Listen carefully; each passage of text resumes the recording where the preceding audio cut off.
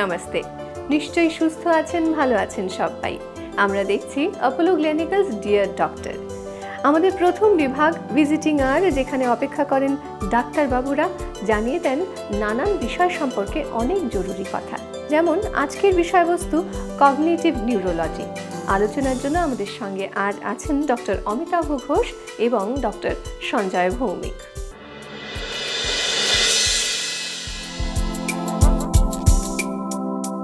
Doctor, very warm welcome to visiting us. Thank you. Doctor Bhowmik, আপনার কাছে প্রথম প্রশ্ন হচ্ছে যে অনেক সময় রাতে শোবার সময় বিশেষ করে অনেকে ফিল করেন যে পায়ে কীরকম যেন একটা ছুঁচ ফোটানোর একটা অনুভূতি বা কি অদ্ভুত একটা অনুভূতি হচ্ছে। অনেক সময় অনেকের পা অসাড় হয়ে যায়, একটা পেনস অ্যান্ড নিডলস যেটাকে বলে। আবার অনেক সময় যেটা বিশেষ করে আমরা দেখতে পাই বা শুনতে পাই, ডায়াবেটিক পেশেন্টসদের এই অনুভূতিটা একটু বেশি করে হয়।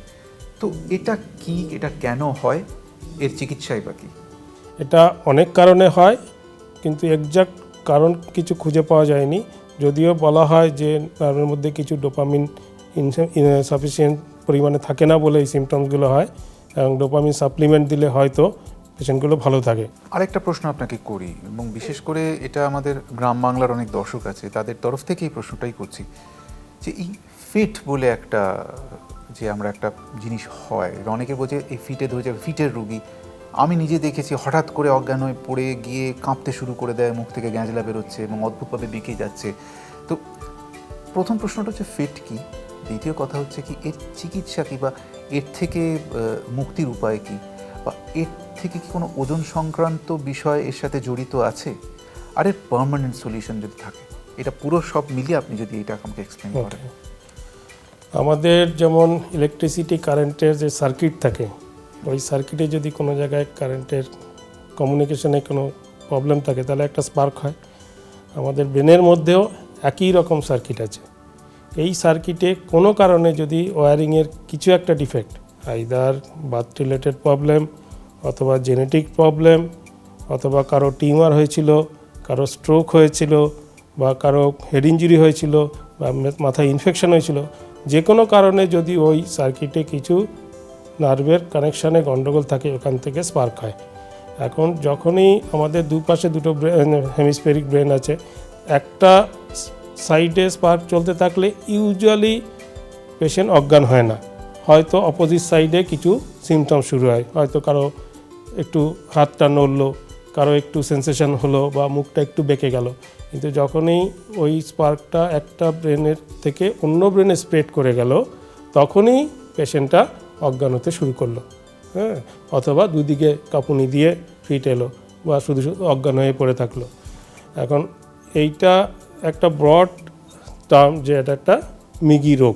এই মৃগী রোগের চিকিৎসা, হ্যাঁ, একটা তো ওষুধ আছে, এবং most of the patient, almost 70 to 75% patient যদি ঠিক মতো ঠিক ডায়াগনোসিস করে ঠিক টাইপের ওষুধ দেওয়া হয়, তাহলে কিন্তু 3 থেকে 3.5 বছরে অনেক পেশেন্টই অলমোস্ট পার্মানেন্ট কিওর হয়ে যায়। আপনার কাছে আরেকটা প্রশ্ন, সেটা হচ্ছে কি as a bystander, as a common person, যারা হয়তো দেখছে তার চোখের সামনে এরকম ফিট হচ্ছে, অনেকে জুতো শোঁকায়, বিভিন্ন বিভিন্ন করে, বাট আমি আপনার কাছ থেকে জানতে চাইছি, এবং দর্শকও জানতে চাইবেন, সেটা হচ্ছে সামনে যদি একটা ফিটের পেশেন্টকে দেখি তার সিজার হচ্ছে বা কাঁপছে, কি করা উচিত? পেশেন্টটাকে প্রথমে তো সাইড করে শুয়ে দেওয়া, যে কোনো এক সাইডে, এবং দেখতে হবে যে যার হয়ে কোনো শক্ত জিনিসে আঘাত না লাগে, এবং মুখের সিক্রেশন গেল যেন চেস্টের মধ্যে না ঢোকে। কিন্তু কখনোই মুখের মধ্যে জল, জুতো শুকানো অবশ্যই না, এবং কোনো আঙ্গুল বা চামচ, অন্য কিছু শক্ত জিনিস দাঁতের মধ্যে না দেওয়া, কারণ ওটা 2 থেকে 3 মিনিটের মধ্যে ইউজুয়ালি স্টপ হয়ে যায়। এবং যদি 5 মিনিটের বেশি কন্টিনিউ করতে থাকে, তাহলে ইমিডিয়েটলি মেডিকেল অ্যাটেনশনের দরকার হবে, এবং পেশেন্টকে তাড়াতাড়ি হসপিটালে ট্রান্সফার করতে হবে। ডক্টর ঘোষ, আপনাকে দিয়ে শুরু করা যায়। আপনার কাছে আমার প্রথম প্রশ্ন হচ্ছে যে মাথা ব্যথা কি একটা রোগ বাই ইটসেলফ, নাকি এটা কোনো রোগের উপসর্গ? না, এটা রোগের উপসর্গ, এটা রোগ নয়। ইনফ্যাক্ট আমাদের প্রচুর রাইটার্স আছে বা স্ক্রিপ্ট রাইটার্স রাদার, তারা আমি দেখেছি যে প্রায় 10 জনের মধ্যে 9 জনের এই উপসর্গটা, এই মাইগ্রেনটা। তো এটা এই যে এটা আপনি বললেন যে হয় এটা এক্স্যাক্ট কারণটা কি? আর এই যে আপনি যেটা বললেন গা বমি করা, এটাও অনেক সময় দেখি মাথা ধরার সাথে গা বমিটা খুব অ্যাকাম্পানি করে, তো এটা কি? এটা যদি আমাদের একটু খুলে বলেন। মাথা ধরা যদি খুব অসহ্য হয়, ভীষণ বেড়ে যায়, তাহলে গা বমি ভাব একটা এমনি থাকে, তার মানে এই নয় যে বমি হতে হবে। কিন্তু মাথা ধরার সাথে যদি বমি হয়, সেটা প্রত্যেকবার হওয়ার দরকার নেই, মাঝে মাঝেই না হয় হলো, সেটা একটা মাইগ্রেনের টিপিক্যাল একটা উপসর্গ। কেন মাইগ্রেন হয় সহজভাবে এখানে হয়তো বলা মুশকিল, কিন্তু ব্রেনের একটা জায়গা আছে, ধরুন খুব সাধারণভাবে বোঝানোর জন্য একটা হেডেক সেন্টার ধরুন আমি নাম দিলাম আছে, তো সেই হেডেক সেন্টারটা নর্মালি ধরুন আমাদের সাপ্রেস থাকে, কিন্তু যাদের মাইগ্রেনের টেন্ডেন্সি আছে তাদের কারণে অকারণে হেডেক সেন্টারটা সাপ্রেশনটা চলে যায়, তাহলে মাথা ব্যথা ট্রিগার্ড হয়ে যায়, ওই তারপরে সেটা ছড়াতে থাকে, বিভিন্ন ব্যাপার হয়, যার ফলে একাধারে মাথা ব্যথাটাও হতে থাকলো এবং মাথা ব্যথাটা বাড়তে থাকলো, এবং তার সাথে তার কাছাকাছি একটা বমির সেন্টার আছে, তো সেটাকে সে একটু যদি ইরিটেট করে দেয় তাহলে রুগীর ভীষণ বমি হতে থাকলো। ওটা ব্রেনের মধ্যে থেকে আসছে। টেনশন যখন বাড়ে, জীবনে চিন্তা যখন আসে, এটা বেশি ট্রিগার্ড হয়, বা অনেক সময় খুব স্ট্রেসফুল সিচুয়েশনের দিয়ে বা টাইমসের মধ্যে দিয়ে মানুষ গেলে পরে এই মাইগ্রেনটা হয়, তাহলে এটা কি একটা কারণ? অ্যাবসলিউটলি, এটা একটা কারণ। অনিয়ম, অতিরিক্ত স্ট্রেস, দুশ্চিন্তা বলুন, অনেক সময় জ্বর টর থেকেও শুরু হয়ে গেল, তারপরে ট্রিগার্ড হয়ে গেল, সেটাও হতে পারে কোনো ব্যাপার। আরেকটা খুব কমন কারণ আপনাকে বলছি, আমাদের দেশে রোদ্দুরে বেরোনো। স্যার, একটা লে পার্সনস কোয়েশ্চেন এটা, সেটা হচ্ছে যে is migraine anyway related with motion sickness? অনেক সময় অনেকে পাহাড়ে ট্রাভেল করার সময় ফর হোয়াট এভার রিজনস কারো কিছুই হয় না, কারো বমি হয়ে যায়, মাথা ধরে যায়, মাথা ঘোরে, এটা পার্সন টু পার্সন ভেরি করে, এটার কি কোনো কারণ? আমার মনে হয় না মাইগ্রেনের সাথে মোশন সিকনেস আমি ডাইরেক্ট রিলেশন বলবো না হয়তো, কিন্তু কিছু ধরনের মাইগ্রেন আছে যেখানে মাথা ঘোরে। স্যার, আজকাল দেখি যে মাথা ধরলি বা মাথা ব্যথা করলেই আমরা স্ট্রেট চলে যাই এই দোকানে, আমরা 4-5টা ওষুধের নাম জানি, বেশ পটাপট বলে দিই এই ওষুধগুলো দাও, টুক করে খেয়ে নিই এবং তাৎক্ষণিক একটা আরাম পাই। কিন্তু আমার যতদূর মনে হয় যে এটা বোধহয় পার্মানেন্ট কিওর নয়, এটা একটা টেম্পোরারি, একটা যেটাকে আমরা সাপোর্ট, টেম্পোরারি সাপোর্ট। তো এই যে ঘন ঘন মাথা ধরার ওষুধ খাওয়াতে সুবিধা অসুবিধে, পরবর্তীকালে লং টার্ম এফেক্টস কি হতে পারে? প্রথমত, মাইগ্রেন বা অনেক মাইগ্রেন ধরনের মাথা ব্যথা, আমি শুধু মাইগ্রেন নিয়ে আজকে আলোচনা করলাম, তাহলে একটা আলোচনা ডিটেলসে হয় বলে আমরা কিন্তু সেগুলো সারাই না। সেগুলো শুরু হয় অনেক সময় ছোটোবেলায় শুরু হয় এবং চলতে থাকে অনেক দিন ধরে, নিয়ে আস্তে আস্তে বুড়ো বয়সে কমতে থাকে। ডাক্তারদের কাজ হচ্ছে সেটাকে কমিয়ে রাখা বা ব্যথার ওষুধ দিয়ে ব্যথাটাকে কমিয়ে দেওয়া, বা যাদের ঘন ঘন ব্যথা হচ্ছে অন্য ধরনের ওষুধ, ব্যথার ওষুধ নয়, মাইগ্রেনের ডাইরেক্ট কিছু প্রিভেন্টিভ ওষুধ আছে যেগুলো দিয়ে মাইগ্রেনগুলোকে কমিয়ে রাখা, অনেক দিন ধরে সেটা চালাতে হয়, মাইগ্রেনটা কমে থাকে। ইনফ্যাক্ট যেটা হয় সেটা হচ্ছে যে ওই ওষুধগুলো রোগী যদি বন্ধ করে দেয়, যেটা অনেক সময় তারা করে ভালো আছে ভেবে, ব্যথাটা ফিরে আসে এবং অতএব তারা আবার ব্যথার ওষুধ খাবার একটা প্রবণতা বাড়তে থাকে, দোকান থেকে নিয়ে সিম্পল পেন কিলার। রেগুলার কোর্সে মাসে আপনি 2-3 বার পেন কিলার খান, 4 বার পেন কিলার খান, ফাইন, কোনো প্রবলেম নেই। কিন্তু রেগুলার কোর্সে পেন কিলার খাওয়াটার প্রবলেম হচ্ছে, আমরা আলোচনা শুরু করেছিলাম ওই হেডেক সেন্টারের একটা গল্প বলে, সেই পেন কিলার যদি আমি রেগুলারলি খাই তখন সেই হেডেক সেন্টারটার রেগুলেশনটাকেই পাল্টে দেয় এবং তখন ওই বারবার পেন কিলার খাওয়ার জন্যে পেন হয়। Just like smoking begets smoking and alcohol begets alcohol. So ব্যথার ওষুধ খেতে খেতে ব্যথা বাড়তে থাকে। তখন আমাদের দায়িত্ব হয় সেটাকে রোগীকে বোঝানো হবে, খুব শক্ত কিন্তু আমরা এটা বোঝাই, কারণ তাকে ব্যথার ওষুধ ছাড়াতে হবে। ছাড়িয়ে দিলে আবার ব্যথাটা আস্তে আস্তে আস্তে আস্তে তার নিজের অরিজিনাল লেভেলে ফিরে যায়। অতএব সামারি হলো যে ঘন ঘন ব্যথার ওষুধ কিনে খাওয়াটায় টেম্পোরারি রিলিফ যদিও হয়, কিন্তু লং টার্ম যেটা ক্ষতি হয় এবং সেটা উচিত না। তাহলে স্যার এর পার্মানেন্ট সলিউশন কি? পার্মানেন্ট সলিউশনটা আমরা বলেছি, আমরা যদি মাইগ্রেন ডায়াগনোসিস করি তাহলে আমরা দেখি যে ধরুন মাসে কতদিন ব্যথা হচ্ছে, মাসে যদি 2-4 বার ব্যথা হয় আর কিছু না হয় এবং সেটাই যদি তার প্যাটার্ন হয়, তাহলে আমরা বলি কিচ্ছু করতে হবে না, শুধু ব্যথার ওষুধ খান, ওই 2 দিন কি 3 দিন কি 4 দিন। এবং ব্যথার ওষুধ যখন খাচ্ছেনই প্রথম দিকে খান, কারণ কষ্ট পেয়ে বমি করে ব্যথার ওষুধ খেলে লাভ নেই, ওষুধ তাই হয়তো বমি হয়ে যাবে। হ্যাঁ অন দি আদার হ্যান্ড যদি দেখা যায় যে আপনাকে সপ্তাহে সপ্তাহে ব্যথার ওষুধ লাগছে, একদিন বেড়ে দুদিন, দুদিন বেড়ে 3 দিন হচ্ছে, তাহলে it is a bad idea. যখন ওইরকম সিচুয়েশন হয় বা ব্যথাটা যখন ঘন ঘন, ধরুন প্রত্যেক সপ্তাহে ব্যথা হচ্ছে, তখন আমরা অন্য ওষুধ দিই, যেটা আমি একটু আগে বলছিলাম, মাইগ্রেন অসুখটাকেই কমিয়ে দেওয়ার। আমরা তো ব্যথার ওষুধ থেকে উপসর্গ বলেছিলাম, ব্যথা থেকে উপসর্গ বলেছিলাম, অসুখটাকে কমিয়ে রাখা। আমি সারাতে পারছি না, ট্রু, কারণ ডাক্তারি শাস্ত্রে সেটা নেই। মাইগ্রেনটা কোনো ডেঞ্জারাস অসুখ না, এতে সাংঘাতিক ক্ষতি কারোর হয় না ইউজুয়ালি। তাহলে আমরা ওষুধ দিয়ে কমিয়ে রাখলেই হলো। তাই লং টার্ম আমরা ওষুধ দিই বেশ কয়েক মাস ধরে, অনেক সময় বছর পেরিয়ে যায়, ব্যথাটা কম থাকে। তারপরে আস্তে আস্তে আস্তে আস্তে আমরা উইন অফ করে দিই, করে আবার দেখি কীরকম থাকে। এরম করতে করতে চলতে চলতে বেশিরভাগ ক্ষেত্রে দেখা যায় যে ওইরকম লং টার্ম ওষুধ লাগে না, আস্তে আস্তে আস্তে আস্তে আস্তে উইথ এজ একটু কমতে থাকে। ডক্টর ঘোষ, আপনার কাছে একটা এবার অন্য টপিক নিয়ে প্রশ্ন করবো, সেটা হচ্ছে পার্কিনসন্স ডিজিজ। এই পার্কিনসন্স ডিজিজটা কি, এটা কেন হয়, আর এর সিমটমসগুলোই বা কি? মুভমেন্ট সেন্টার্সগুলো যদি আস্তে আস্তে বয়সের অনুপাতে একটু বেশি ড্রাই হতে থাকে, কারণ আমরা উইথ এজ তো নর্মালি সব কিছু ওয়্যারেন্টিয়ার হয়, কিন্তু ধরুন বয়সের অনুপাতে বেশি ওয়্যারেন্টিয়ারটা হচ্ছে, এবং সেই ওয়্যারেন্টিয়ারটা স্পেসিফিক্যালি মুভমেন্ট সেন্টারগুলোয় হচ্ছে, তাহলে কি হবে, এক্সপেক্টেডলি আমার সচ্ছলতাটা কমে যাবে চলাফেরা। তাহলে আস্তে আস্তে আমার পাটা আস্তে আস্তে চলবে, আমার হাতের সুইংটা কমে যাবে, আমার পশ্চারটা পাল্টাতে থাকবে, আমি আস্তে আস্তে সামনের দিকে একটু ঝুঁকে ঝুঁকে থাকবো, কারণ আমি পড়ে পড়ে যাচ্ছি বলে একটু ব্যালেন্স রাখার জন্য শরীরটা যেন সামনের দিকে ঝুঁকে যাচ্ছে।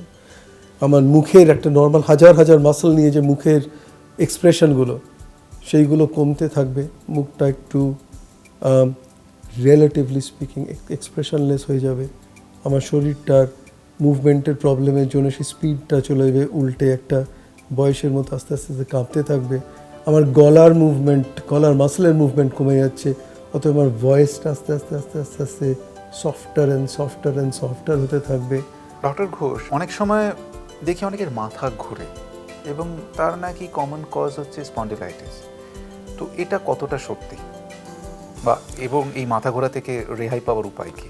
স্পন্ডিলাইটিস বলে মাথা ঘোরা বলে যেটা চলে, সেটা বেশিরভাগ ক্ষেত্রে স্পন্ডিলাইটিস না। স্পন্ডিলাইটিসে মাথা ঘোরা হতে গেলে বেশ সিভিয়ার স্পন্ডিলাইটিস হতে হয়, মাথা সত্যি সত্যি নড়াতে অসুবিধে যাদের, এবং কিছু লোকের হয়, কিন্তু সেটা পার্সেন্টেজ ওয়াইজ বেশ কম। বেশিরভাগ লোকের যে মাথা ঘোরে, সাধারণ মাথা ঘোরা, কোনো বড় বড় অসুখ বাদ দিচ্ছি সেগুলো, বেশিরভাগ লোকের কমন মাথা ঘোরা, সেটা একটা হয় দুটো কারণে হতে পারে। একটা, হঠাৎ মাথা ঘুরলো, কানের মধ্যে কোনো ইনফেকশন হলে হলো, সেখানে অনেক সময় মাথা ঘোরার সাথে একটু কানে তালা লাগে, কুকু আওয়াজ করে, টিনিটাস বলে, সেইটা একটা হয়। আর একটা হয় এপাশ ওপাশ করলে মাথা ঘুরছে, হাঁটতে গেলে মনে হচ্ছে কেউ ধাক্কা মেরে ফেলে দিচ্ছে। এই দুটো খুব common day to day cause মাথা ঘোরার।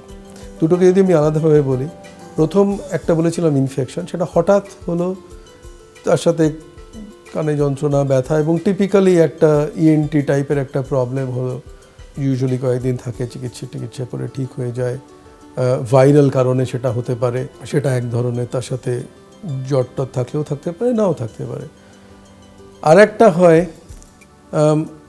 সেটা হলো প্রায় একই রকম, মাথাটা ঘুরলো, কানে একটু তালা তালা লাগলো, কানটা ভারী ভারী লাগে, হয়তো কুকু শব্দ হতেও পারে, নাও হতে পারে, কিন্তু টিপিক্যালি সেই জিনিসটা বারবার হচ্ছে, এবং বেশিরভাগ ক্ষেত্রে একদিনের মধ্যে ঠিক হয়ে যাচ্ছে।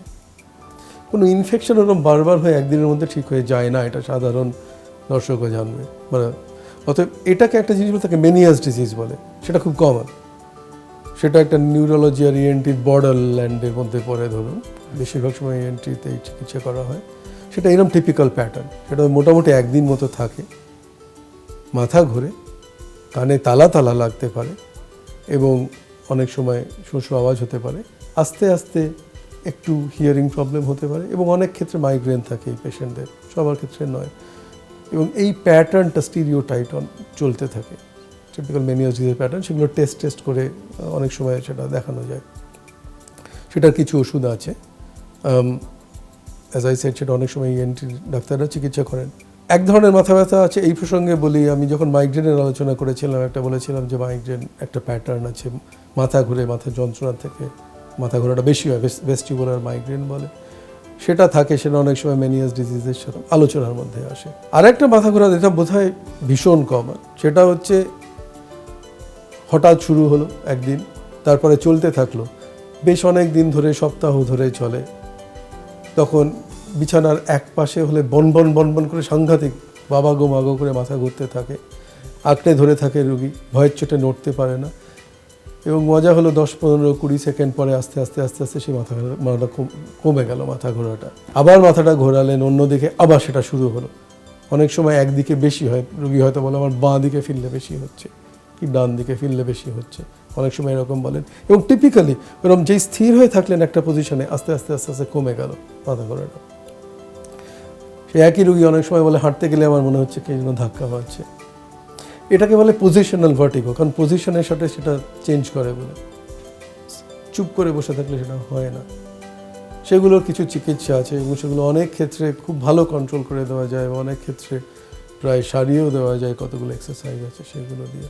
Thank you doctor Ghosh, thank you doctor Bhowmik. আপনারা আমাদের অনেক কিছু জানালেন, অনেক অচেনা বা চেনা রোগ সম্বন্ধে আমাদের অনেক কিছু তথ্যাদি দিলেন। তার জন্যও আমি আমাদের টিমের সকলের তরফ থেকে আপনাদের ধন্যবাদ এবং কৃতজ্ঞতা জানাই। Thank you for being here.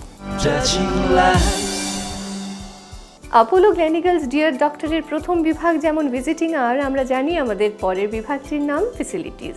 সময় হয়ে গেছে ফেসিলিটিসে যাওয়ার। ফেসিলিটিসে কগনিটিভ নিউরোলজি নিয়ে আরও কিছু কথা আসুন জেনে নিই।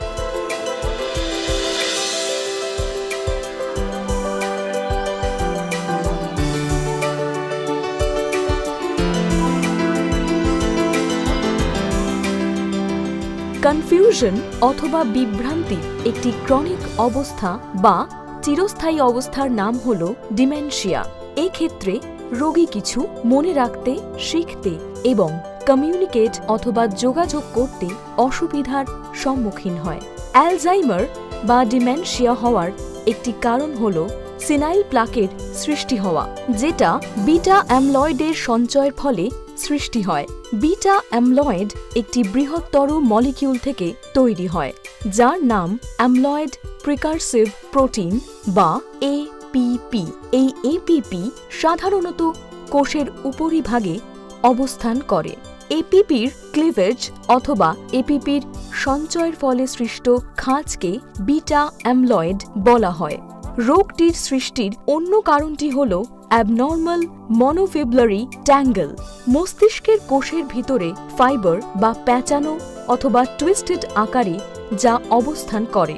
যদি কোনো কারণবশত ওই টুইস্টেড বা প্যাঁচানো গঠন ভেঙে যায়, সেক্ষেত্রে মাইক্রোটিবিউল সাবইউনিটস মস্তিষ্কের মধ্যে ছড়িয়ে পড়ে। উপরোক্ত কারণের ফলেও অ্যালজাইমার বা ডিমেনশিয়া হতে পারে। আধুনিক সময়ে কিছু নির্দিষ্ট ঔষধ ব্যবহারের মাধ্যমে অ্যালজাইমারের আক্রান্ত রোগীদের কিছুটা উপকার করা সম্ভব হয়েছে। ভিজিটিং আওয়ার এবং ফেসিলিটিসের পর আমাদের শেষ বিভাগ অর্থাৎ দ্য ট্রুথ অ্যাবাউট, যেখানে আমরা জেনে নেব স্বাস্থ্য, হাসপাতাল এবং চিকিৎসা পরিষেবা নিয়ে নানান খবরাখবর। আমাদের সঙ্গে আছেন প্রতিদিনের মতোই হাসপাতাল পরিচালন বিশেষজ্ঞা ডক্টর রূপালী বাসু।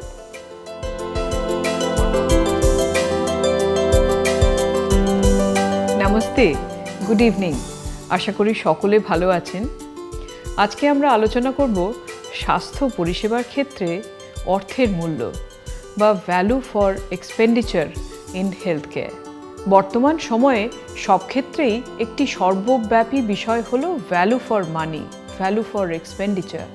আমাদের মনে হতেই পারে যে আমরা পরিবারের জন্য যে টাকাটি খরচা করছি তা কতটা যুক্তিযুক্ত।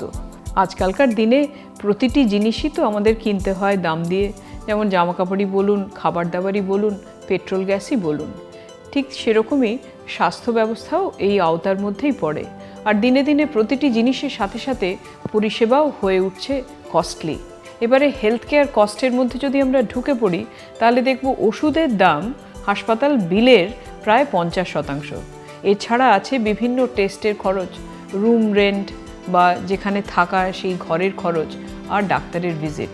অপারেশন বা প্রসিজিওর হলে তার খরচও আলাদাভাবে যোগ হয় এর সাথে। এক প্রভাবশালী বইতে স্বাস্থ্য পরিষেবার ক্ষেত্রে সার্কামস্ক্রাইব কম্প্যারিজনের সংজ্ঞাটি পুনর্বিন্যাস করেছে।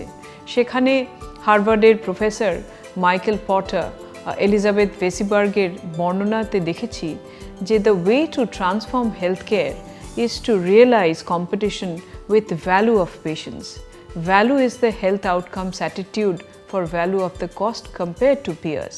ভ্যালু ফর এক্সপেন্ডিচার এই বিষয়টি বিভিন্ন ধরনে, বিভিন্ন ক্ষেত্রে, বিভিন্ন লোকের দ্বারা ব্যবহার হয়ে থাকে। অনেক কিছু জিনিসই কিন্তু এইসব ভ্যালু ফর মানি বিষয়টি ছাপিয়ে গিয়ে বাস্তব ক্ষেত্রে আমাদের সামর্থ্যের বাইরে হয়ে যায়।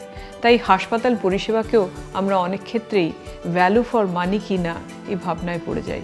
তার একটা প্রধান কারণ হলো যে আমরা অনেক সময় ট্যাঞ্জিবল আর ইনট্যাঞ্জিবল বেনিফিটগুলো একসঙ্গে ভাবতে পারি না। কিছু পরিষেবার ফল তখনই পাওয়া যায়, আর কিছু পরিষেবার ফল পেতে অনেক দেরি হয়, সারা জীবন ধরে পাওয়া যায়। এই প্রসঙ্গে মেডিকেল ইন্স্যুরেন্সের কথা উল্লেখ না করে পারছি না। মেডিক্লেম যেমন একটা রেকারেন্ট খরচ, তেমনি অসুস্থতার সময় এই মেডিক্লেমই কিন্তু রক্ষা করে রোগীর জীবন, তাই না? আজ এই পর্যন্তই থাক, আবার আগামী সপ্তাহে দেখা হবে। নমস্তে।